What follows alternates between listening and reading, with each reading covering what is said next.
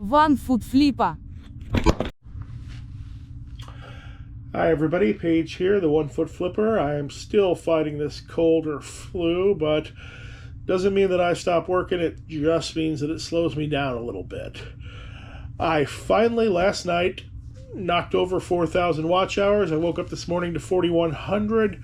So that means this channel is going to be monetized soon. So thank you to everybody who's been watching. For some reason, the little thing where you go to monetize, that always lags one day behind, but hopefully I can put that application in tomorrow. Meanwhile, I've been busy listing records. I've upped my record listing game. We'll look at that in a minute. And I'm also still being stalked by special Pokemon customers. Just got a series of messages here from, I'm assuming, a young person about a Pokemon card that's $1.99 that I have a large number in stock. Hi, I see that you have 6 available. I am very interested to see you could send me pictures of each swirl so I could pick which ones I want to buy, please. My normal response to that is to block the customer and not respond. Then, 10 hours later, he just sends me a question mark. And then an hour after that, hi, can you please send me photos of the swirls so I know how many I want to buy and which ones, please? I'll submit payment ASAP.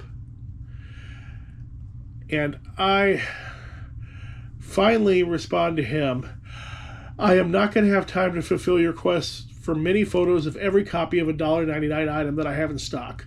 You're going to want to try someone else. I just don't do that.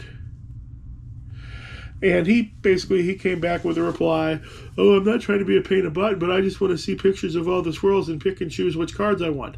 I don't have time for that. I barely have time to put that $1.99 card in the envelope. He's blocked, and then I took the item down. Just going to throw that item back into my draft banks so he can bother somebody else until he gets whatever it is that he is looking for, because he's not going to be getting it from me. All right, let's take a look at my records. So with all these records I've been getting in, I decided to up my record game a little bit. And since I couldn't get any of my vintage record players to work properly, I just went on Amazon and bought their cheap $40 record player. It doesn't, the built-in speaker doesn't really have enough power for proper listening, but it's working great for testing records, and I can hook external speakers up if I want to. So here's how I'm doing records now.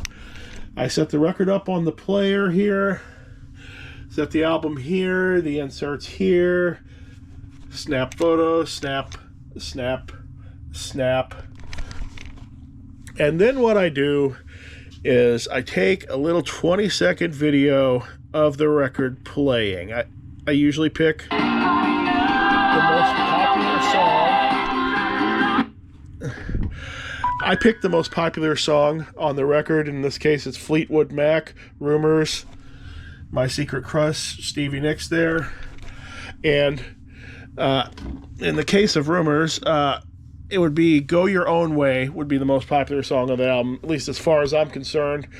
That's the song Lindsey Buckingham wrote to Stevie Nicks to get on out, and then she was forced to sing it every night for the rest of her life. Just spent a couple of hours getting the photos and videos for 30 records that I'm going to be putting up. When you're listing records, you should always be on the lookout for wrong record in the wrong sleeve. You can miss that because sometimes you'll have a Fleetwood Mac record, but it'll have the wrong Fleetwood Mac record in the sleeve. Or I just found a Black Sabbath Paranoid stuffed in with a Fleetwood Mac 2-disc set, so there were 3 discs in there, but one of them was Black Sabbath. Now, I think today we're going to look at some sales, and my main topic is going to be consignment. Now, usually when somebody wants you to do consignment for them, the answer should be no most of the time. Specifically, like when I started out going full-time, I did a lot of consignment for a friend who had a bunch of estate items from a family member, and we did percentages, and that got me some great inventory at first, but the amount of paperwork involved for me to figure out what percentage that he gets for each item was completely not worthwhile. It upped the labor of the stuff incredibly, and it made some items not worth my time at all. So now I do it a little differently, and the way I do it could be very useful for other handicap sellers, because I've had a lot of handicap sellers reach out to me, specifically some that are in wheelchairs and who have no ability to walk. And I think this type of consignment would be great for those sellers, since it's hard for them to get out of the house and find inventory. Just sold a tray of tanks. This sold for $72.08. Like I said, when I get these, I always start them at $100 and just lower 10% until somebody buys them. And in this case, they got down to $72. I sold an iNinja GameCube game, $46.54. This is going international to Spain. I certainly hope that they realize that their pal GameCube isn't going to play it. Not my fault. I sold Van Halen self-titled 1161. Now, how I do consignment now is I only do it with people I have a pre-existing relationship with. If I don't know you, it's not happening. And basically what I do is they give me the items and they bring me stuff, and I said, I could give you, say, $30 for this stack of stuff, or I could buy the stuff from you as it sells, and you're probably going to get more money that way. And some of the stuff I might throw in the trash. Once you give it to me, it's mine. I'm going to decide what happens with each item, and I'm going to decide as it sells how much to pay out for each item based on how much it sold for and how much work I put in to selling the item and how long it was hanging around. But it usually is going to end up to be more money for that person. And I have 3 people that I do that with regularly, and it works out just fine. David Allen Coe sold for $4. He was the one I didn't know who he was in the previous video. Dust Tactics. This is a sealed wargaming thing from a game they don't make anymore. $40.49, going international. Oh, why were you hiding all the way over there? You're supposed to be in front of the video. Sometimes you can still get money from an empty box. I sold this box, got this box in a big wargaming buy, but there's nothing in it. Well, sorry. All the foam trays in it are empty. There's no figures. Had 4 trays, 2 of them for helicopters and 2 of them were for planes. And this sold for $70 plus shipping. Empty box with foam trays inside. And that went to a repeat buyer, not a viewer. He's just something who buys a lot of wargaming stuff from me. I sold a gaming bag. I'll just put a photo of what it looks like up since it was prepackaged. It's a Game Plus gaming bag, flagship green, sold for $24.99.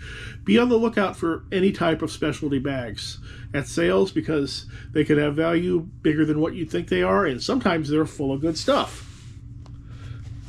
Like this right here. This bag I paid $3 for, and it's full of Coke and camera filters. I paid $3 for this. I'm sure I could have parted this out, and it's been a long time, in 2 years, and gotten about $200 trying to sell them one at a time. But I decided to sell the whole bag as it is, and eventually I took a $56 offer on it. Next thing up, War Game. 30 Years War, sold for $80.99. These war games in this strange, large plastic packaging with cardboard back. They're from a company called SPI. They tend to be much more valuable than the Avalon Hill ones that go on the bookshelf, so always be on the lookout for those, because they can be big money. Some of those go for hundreds of dollars. A couple more albums. George Michael, Faith, $14.99.